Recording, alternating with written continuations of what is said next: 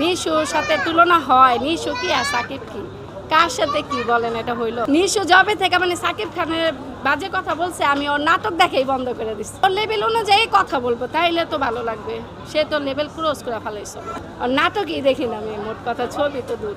ইউটিউবে ওর ছবি আসলে আমি এটা ক্যান্সেল করে দিই। তাকে আমি আর কি বলবো, তার কোনো সাধারণ জ্ঞানই নেই। হ্যাঁ, সাকিব খানকে আমরা এত পছন্দ করি, মানসিক রোগী হয়ে গেল আমরা খুশি। উনি মানসিক রোগী যে মানুষকে নিয়ে ব্যাড কমেন্টস করে। মুক্তা ছবি দেখতে সাকিব খানের বরবাদ দেখবো। টিকিট বিগত 2 দিনও পাওয়া যাবে না, পরশু দিন থেকে পাওয়া যাবে। হ্যাঁ, অনেক মন খারাপ হবে না অবভিয়াসলি। না আমি অন্য মুভি দেখি না, আমি সাকিব খানের মুভি দেখি। অন্য কোনো মুভি দেখেন না, শুধু সাকিব খানের মুভি দেখেন? হ্যাঁ।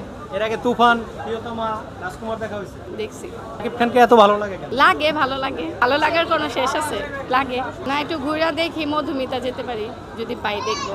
হ্যাঁ, বলছে তো। কি বলছে একটু বলো। অনেক প্রশংসা করছে, মানে বেস্ট একটা মুভি এই ধরনের মুভি বাংলাদেশে আর হয় না। না, এরকম কথা বলছে। হ্যাঁ, তুফান রে পিছায় দিছে, এটা বলছে।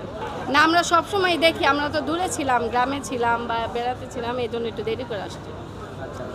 আচ্ছা, অনেকে নিশুর সাথে সাকিব খানের তুলনা দেয়।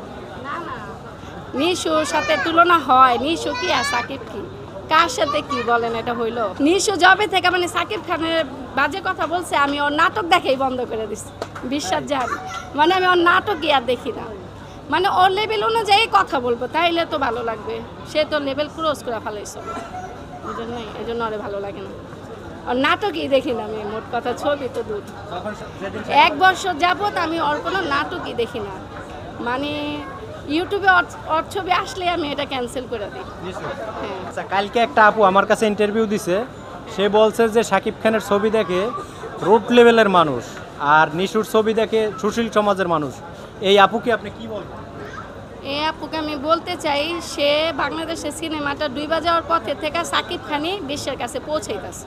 ওর কোনো জ্ঞানই নেই। মানুষ নিম্ন হোক, চাই উচ্চ লেভেল হোক, নর্ম হোক, ভদ্র হোক, যার যার পার্সোনাল ব্যাপার। উনি তার মানুষকে নিয়ে কথা বলতে পারে না, পারে? তা তো সে অধিকারটা নাই। সে দেখতেছে, আমিও দেখতেছি, এটা আমার ব্যক্তিগত মনের ব্যাপার, তাই না?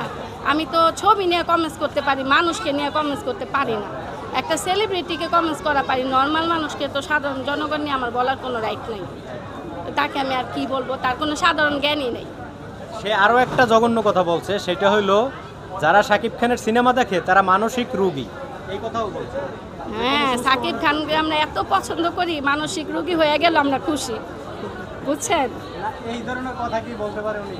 না, পারে না, সেটাই তো বলতাম। উনি মানসিক রোগী যে মানুষকে নিয়ে ব্যাড কমেন্টস করে, বুঝছেন? ওনারই প্রবলেম আছে মানসিক, এটাই বলবো।